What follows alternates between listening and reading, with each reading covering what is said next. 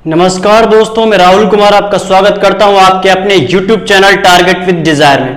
दोस्तों, आज हम लोग मुगल वंश के शासक जहांगीर से जो भी प्रश्न बनते हैं उनको हल करेंगे, देखेंगे और अच्छी तरीके से पढ़ेंगे।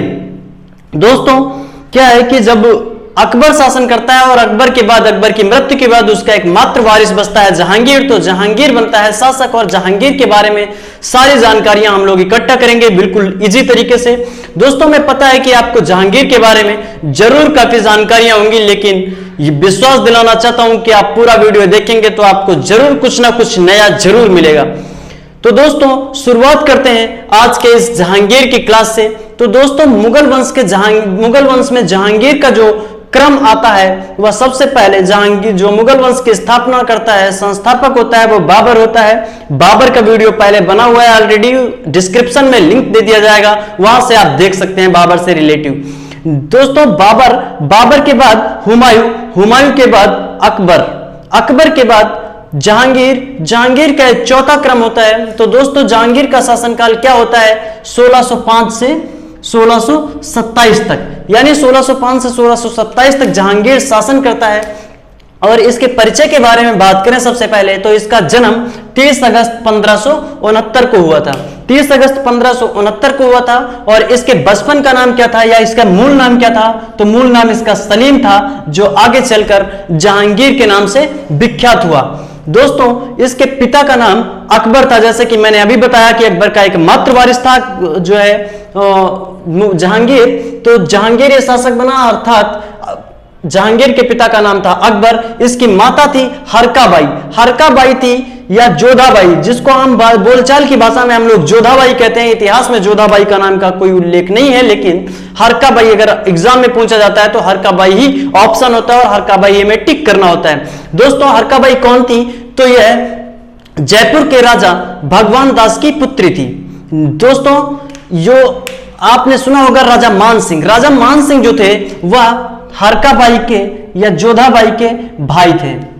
दोस्तों, इसको गद्दी कब मिली जहांगीर को? तो जहांगीर को 24 अक्टूबर 1605 को यह गद्दी पर बैठा। किस उपाधि से बैठा? तो नूरुद्दीन मोहम्मद जहांगीर बादशाह गाजी, नूरुद्दीन मोहम्मद जहांगीर बादशाह गाजी के नाम से यह 24 अक्टूबर 1605 को गद्दी पर बैठा। दोस्तों, अगर बात करें कि जहांगीर की कितनी शादियां हुई या जहांगीर ने कितने विवाह हुए जहांगीर के, या जहांगीर की कितनी पत्नी थी, तो दोस्तों ये 5 पत्नी थी, क्रम से लिखी हुई हैं और 5 से उत्पन्न पुत्रों का भी वर्णन दिया गया है। दोस्तों, सबसे पहले अगर बात करें तो सबसे पहली पत्नी थी मानबाई। यह मानबाई कौन थी? तो मानबाई इसके मामा की पुत्री थी, यानी कि जो हरकाबाई थी इसके भाई मान सिंह की ही पुत्री थी मानबाई। दोस्तों, इससे उत्पन्न पुत्र था खुसरो। कालांतर में आपने देखा कि खुसरो ने ही इसके विरुद्ध विद्रोह भी किया था। दूसरी पत्नी जो थी उसका नाम था जगत गोसाई। तो जगत गोसाई कौन थी? तो जगत गोसाई जो थी ये उदयपुर के राजा मोटा उदय सिंह की पुत्री थी। जोधपुर के शासक थे मोटा राजा उदय सिंह, उनकी पुत्री थी जगत गोसाई। और इससे उत्पन्न पुत्र जो था उसका नाम था खुर्रम, जो आगे चलकर शाहजहां बनता है और जहांगीर के बाद मुगल सत्ता वही संभालता है। तीसरी पत्नी का नाम था रुखसाना बानो, जिसका पुत्र था शहरयार। चौथी पत्नी थी सलमा बानो, जिसका पुत्र था परवेज। और 5वीं पत्नी थी नूरजहां, जिसकी पुत्री थी लाडली बेगम। दोस्तों, बता दें कि नूरजहां का मूल नाम मेहरुन्निसा था और इसकी पुत्री का नाम था लाडली बेगम। इस लाडली बेगम का जहांगीर से कोई संबंध नहीं है, क्योंकि लाडली बेगम जो नूरजहां की पुत्री थी यह उसके पहले पति अली कुली बेग की पुत्री थी। दोस्तों, अगर बात करें अनारकली से प्रेम, बहुत ही प्रसिद्ध कहानी है और आपने सुना भी होगा। और ऐसा कहा भी जाता है कि अगर इतिहास में कुछ पढ़ना है तो जहांगीर के बारे में पढ़ो, अनारकली के बारे में पढ़ो। तो दोस्तों, अनारकली के बारे में आज हम जान लेते हैं कि क्या था अनारकली के मैटर, यानी अनारकली से प्रेम जहांगीर को कैसे हुआ।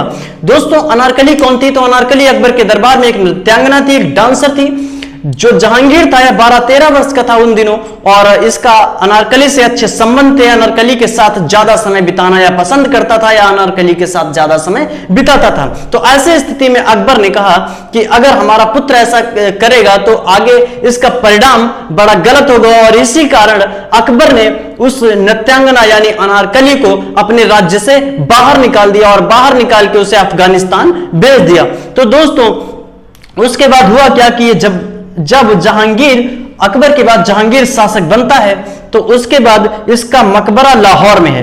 दोस्तों जो अनारकली थी इसका मकबरा लाहौर में है, और इसके मकबरे का निर्माण जहांगीर ने ही करवाया था। जब यह शासक बन गया था उसके ठीक 10 साल के बाद, यानी कि 1615 ईस्वी में, 1615 ईस्वी में जहांगीर ने जो है अनारकली के मकबरे का निर्माण करवाया था लाहौर में। दोस्तों नेक्स्ट पॉइंट है कि 1606 में खुसरो अपने पिता के विरुद्ध विद्रोह कर दिया। जो पहली पत्नी से उत्पन्न पुत्र था खुसरो ने पिता के विरुद्ध विद्रोह कर दिया। कब किया? तो सत्ता संभालने के ठीक 1 साल बाद ही 1606। इसके पीछे कई कारण है, कई लोग बताते हैं, मतलब कई जगह ऐसा मिलता है कि 16 जो है खुसरो के विद्रोह करने का प्रमुख कारण था कि ऐसा वह समझता था कि उसकी उम्र काफी है और अभी उसका पिता ही शासक है और हमारे पास ऐसा शासक बनने का कोई चांस नहीं मिल पाएगा। और दूसरा पॉइंट यह भी बताया जाता है कि जो ये मानबाई थी, जहांगीर जो था, जहांगीर शराब पीता था, तो शराब पीता था और इससे तंग आकर मानबाई ने आत्महत्या कर ली थी, खुदकुशी कर लिया था, सुसाइड कर लिया था।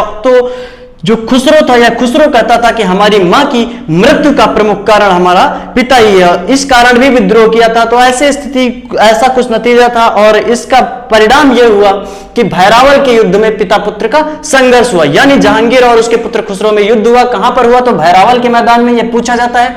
नेक्स्ट पॉइंट है, ऐसे में ही खुसरो को कैद में डाल दिया गया। जब वहां युद्ध हुआ, संघर्ष हुआ, उसके बाद खुसरो को कैद में डाल दिया गया, लेकिन कैद में रहते हुए खुसरो ने फिर से विद्रोह कर दिया। और फिर से जब उसने विद्रोह किया पुनः, तो पुनः विद्रोह करने के समय उसको अंधा बना दिया गया, दोनों आंखें निकलवा दी जहांगीर ने और उसके बाद उसे अंधा बना के कैद खाने में डाल दिया। और फिर हुआ क्या कि इसी बीच सिखों के गुरु अर्जुन देव, जो अर्जुन देव थे, जब खुसरो विद्रोह कर रहा था तो अर्जुन देव ने उसे आशीर्वाद दिया था कि तुम विजयी हो, ऐसे वैसे विजयी हो का आशीर्वाद दिया था। और जो जहांगीर थे, जहांगीर ने कहा कि तुम विद्रोहियों का साथ नहीं दे सकते, और इसके दंड स्वरूप उन्होंने गुरु पर जुर्माना लगा दिया। और जुर्माना कितना लगाया? तो जुर्माने की रकम थी 2.5 लाख। और वह गुरु को कौन थे? तो सिखों के 5वें गुरु अर्जुन देव, गुरु सिखों के 5वें गुरु अर्जुन देव पर जहांगीर ने 2.5 लाख रुपए की जुर्माने की रकम लगाई। और कब लगाई? तो 1607 में लगाई। और दोस्तों उस समय बहुत ज्यादा रकम थी और गुरु ने यह रकम चुकाने से इनकार कर दिया, और इनकार करते ही जहांगीर ने उन्हें फांसी चढ़ा दिया था। दोस्तों अंततः हुआ क्या कि खुसरो तो कैद में ही था अंधा, और कुछ दिनों के बाद दक्षिण विजय के दौरान जब उसका दूसरा भाई खुर्रम शाहजहां जब दक्षिण विजय की ओर बढ़ रहा था, तो उसने एक ऐसा षड्यंत्र रचा, उसके माइंड में ऐसा विचार आया कि कहीं ऐसा ना हो कि हमारा भाई जीवित है और हमें शासक बनने का अवसर ना मिले। तो ऐसे में उसने उसको मरवाने का षड्यंत्र रचा, और दक्षिण विजय के दौरान उसने उसका षड्यंत्र सफल हुआ और उसने अपने बड़े भाई खुसरो को मरवा दिया। तो दोस्तों नेक्स्ट पॉइंट है, यहां तक तो खुसरो की कहानी थी। अब आता है नूरजहां, जो कि बहुत ही प्रचलित और प्रसिद्ध कहानी है नूरजहां की। नूरजहां कौन थी? तो नूरजहां जो है, नूरजहां जहांगीर की 5वीं पत्नी थी और सबसे प्रिय पत्नी थी। यह एक विधवा थी, लेकिन इससे पहले इसका जो विवाह हुआ वह अली कुली बेग से हुआ। एक शख्स था अली कुली बेग, जो कि जहांगीर के दरबार में था। और एक बार हुआ क्या कि अली कुली बेग ने एक शेर को मार दिया था, जिसके कारण जहांगीर ने उसे शेर अफगान की उपाधि दी थी। तो दोस्तों यह भी प्रश्न बनता है कि शेर अफगान की उपाधि अली कुली बेग को किसने दी? तो जहांगीर ने दी। और उसके बाद हुआ क्या कि जब वह मर गया अली कुली बेग, तो नूरजहां इसकी माता, जहांगीर की मां हरकाबाई की दासी थी। हरकाबाई की दासी थी। और एक समय ऐसा आया कि जब नवरोज का त्योहार था, और उन दिनों जहांगीर ने उससे सबसे प्रथम बार उसको नवरोज के त्योहार पे देखा, और वह इतनी सुंदर थी कि उससे आसक्त हो गया और उससे प्रेम कर बैठा और उससे विवाह की इच्छा जाहिर की, और उसने भी कबूल किया। और परिणामता दोनों का विवाह हो गया, अर्थात पांचवी पत्नी के रूप में नूरजहां का विवाह हो गया। और उस समय उसका नाम मेहरुन्निसा था, लेकिन जहांगीर ने उसे नूर महल की उपाधि दी, यानी महल की रोशनी। और फिर उसके बाद दूसरी उपाधि उसे दी कि नूरजहां, यानी पूरे संसार की रोशनी। ऐसी उपाधियां जहांगीर ने ही जो है मेहरुन्निसा को दी थी। और कब विवाह हुआ? तो 1611 में हुआ, पांचवी पत्नी के रूप में हुआ। नूरजहां के पहले पति का नाम अली कुली बेग था, जिसको शेर अफगान भी कहा जाता है। नूरजहां का गुट, दोस्तों यहां से प्रश्न बनते हैं कि नूरजहां के गुट में कौन शामिल था या कौन नहीं शामिल था। तो आपको यह बिल्कुल अच्छी तरीके से याद कर लेना चाहिए कि नूरजहां के गुट में कौन कौन शामिल था। सबसे पहले थे मिर्जा गियास बेग। मिर्जा गियास बेग, इनका दूसरा नाम था एतमादुद्दौला। ये कौन थे? तो ये नूरजहां के पिता ही थे। नूरजहां के पिता थे मिर्जा गियास बेग। दूसरा असमत बेगम। असमत बेगम कौन थी? तो ये नूरजहां की माता थी। दोस्तों असमत बेगम से आप परिचित होंगे कि असमत बेगम ने गुलाब से इत्र बनाने की खोज की थी, यानी गुलाब से जो परफ्यूम बनता था रोज से, उसकी खोज जो की थी वह असमत बेगम ने ही की थी, नूरजहां की मां ने। दोस्तों तीसरा शख्स जो था वो थे आसफ खां। आसफ खां कौन थे? नूरजहां के भाई थे। और चौथा था शहजादा खुर्रम, यानी यही शाहजहां ही नूरजहां के गुट में शामिल था। और हुआ क्या कि शाहजहां शामिल था और आसफ खां की जो पुत्री थी, आसफ खां की जो बेटी थी, ये आसफ खां की बेटी का विवाह शहजादा खुर्रम से करवाया। किसने करवाया? तो नूरजहां ने करवाया। दोस्तों ये सब आपस में एक साथ हिल मिलकर रहते थे, लेकिन कुछ समय के बाद ऐसा हुआ कि आसफ खां ने अपनी पुत्री की शादी शहजादा खुर्रम से करवाई, लेकिन नूरजहां ने अपनी पुत्री लाडली बेगम का विवाह जहांगीर के ही पुत्र रुखसाना बानो से उत्पन्न पुत्र शहरयार से करवा दी।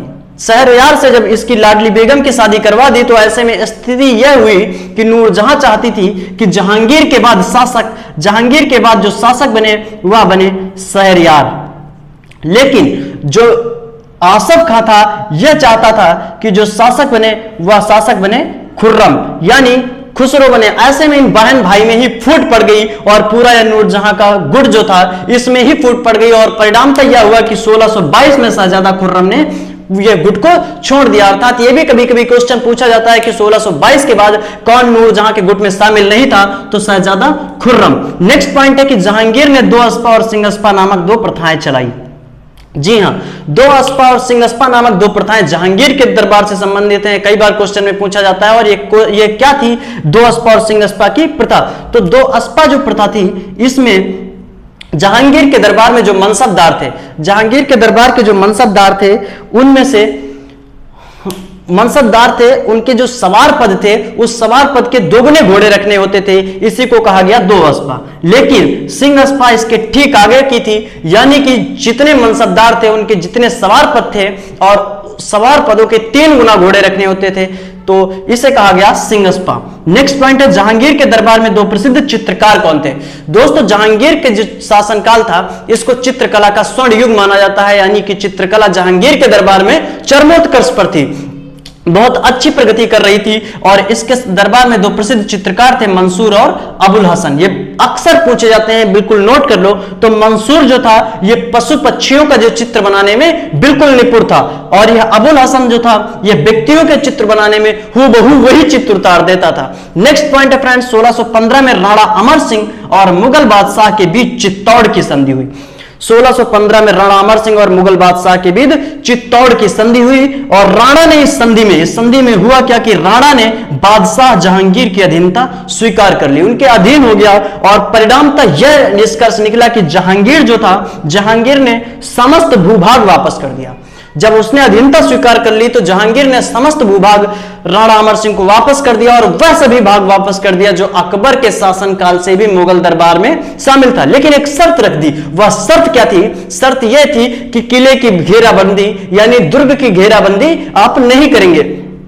तो दोस्तों यह थी राणा अमर सिंह और बादशाह जहांगीर के बीच की संधि। दोस्तों नेक्स्ट पॉइंट है कि जहांगीर ने न्याय के लिए प्रसिद्ध सोने की जंजीर लगवाई। दोस्तों यह पूछा जाता है कि न्याय की जंजीर किस मुगल शासक ने लगवाई? तो जहांगीर ने लगवाई। तो न्याय के लिए लगवाई थी। इसमें होता था क्या था कि जो भी न्याय चाहता था वह जंजीर को खींचता था और राजा तुरंत उसकी फरियाद सुनता था और तुरंत उसको न्याय दिया जाता था। नेक्स्ट पॉइंट है फ्रेंड्स यह जंजीर भी थी, सोने की जंजीर थी। दोस्तों नेक्स्ट पॉइंट, जहांगीर रक्षाबंधन का त्यौहार मनाने वाला मुगल शासक था। वेरी इंपॉर्टेंट क्वेश्चन पूछा जाता है कि वह मुगल शासक जिसने सबसे पहले रक्षाबंधन का त्यौहार मनाया, तो वह था जहांगीर। जहांगीर ने सबसे पहले रक्षाबंधन का त्यौहार मनाया था। नेक्स्ट पॉइंट, 1623 में शाहजहां ने तथा 1626 में महाबत खां ने बादशाह के विरुद्ध विद्रोह किया। दोस्तों जहांगीर के विरुद्ध अक्सर विद्रोह जारी रहे। सबसे पहले देखा आपने कि खुसरो ने विद्रोह किया। दूसरी बात 1622 में आपने यह भी देखा कि 1622 में शहजादा खुर्रम ने नूरजहां के गुट से अलग हो गया था, और ठीक एक साल के बाद 1623 में उसने जहांगीर के विरुद्ध विद्रोह कर दिया। लेकिन हुआ क्या, परिणाम यह निकला कि जो महाबत खां था यह सेनापति था जहांगीर का, और इसने इसके शाहजहां के यानी खुर्रम के जो विद्रोह था उसको दबा दिया, उसका दमन कर दिया। लेकिन उसके ठीक 2 साल बाद या 3 साल बाद 1626 में महाबत खां ने बादशाह के विरुद्ध विद्रोह कर दिया। यानी आपने देखा क्वेश्चन पूछा जाता है कि बादशाह जहांगीर के विरुद्ध किस किसने विद्रोह किया, तो तीनों ने किया, खुसरो, शाहजहां या खुर्रम और महाबत खां ने। दोस्तों नेक्स्ट पॉइंट है कि विलियम हॉकिंस मुगल दरबार में उपस्थित होने वाला पहला अंग्रेज था। आप सबको पता है कि पहला अंग्रेज जो मुगल दरबार में आया विलियम हॉकिंस, कब से कब तक रहा, तो 1608 से 1611 तक रहा। यह पहला अंग्रेज था। दोस्तों ये किसके दरबार से आया था, तो ब्रिटेन के राजा जेम्स का राजदूत था जो मुगल दरबार में आया था, राजा जो है जहांगीर के दरबार में। नेक्स्ट था सर थॉमस रो भी जहांगीर के शासनकाल में आया, और यह 1615 से 1619 तक रहा। दोस्तों नेक्स्ट पॉइंट है, बहुत ही इंपॉर्टेंट है और लगातार 2 सालों से यूपीपीसीएस में पूछा जा रहा है कि फ्रांसिस्को पल्सार्ट जहांगीर के दरबार में आने वाला डच पर्यटक था।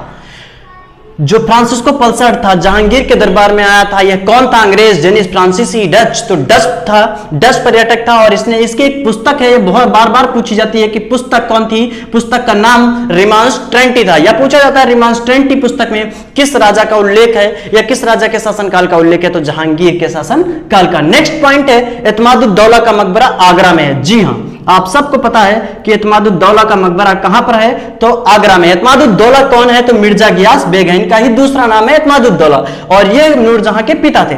इनका मकबरा आगरा में है। इनकी मृत्यु हुई और मृत्यु होने के बाद इनका मकबरा आगरा में निर्माण करवाया गया। और किसने करवाया, तो इनकी ही पुत्री नूरजहां ने करवाया। प्रश्न बनता है कि एतमादुद्दौले के मकबरे का निर्माण किसने करवाया, तो नूरजहां ने। नेक्स्ट पॉइंट है कि यह पहली कृति है, इनका निर्माण नूरजहां ने करवाया था। यह पहली कृति है जो पूर्णतया संगमरमर पर आधारित है। जी हां दोस्तों, पूर्णतया संगमरमर पर आधारित पहली कृति कौन थी, तो वह थी एतमादुद्दौला का मकबरा। नेक्स्ट पॉइंट है जहांगीर की मृत्यु। लास्ट पॉइंट है जहांगीर की मृत्यु कब हुई, तो 28 अक्टूबर 1627 को। 28 अक्टूबर 1627 को जहांगीर की मृत्यु हुई। कहां पर हुई, यह इंपॉर्टेंट है कि कहां पर हुई जहांगीर की मृत्यु, तो भीमवार नामक स्थान पर हुई। यह कहां पर है, तो यह रावी नदी के किनारे है। और जहांगीर का मकबरा कहां पर है, तो यह लाहौर में है।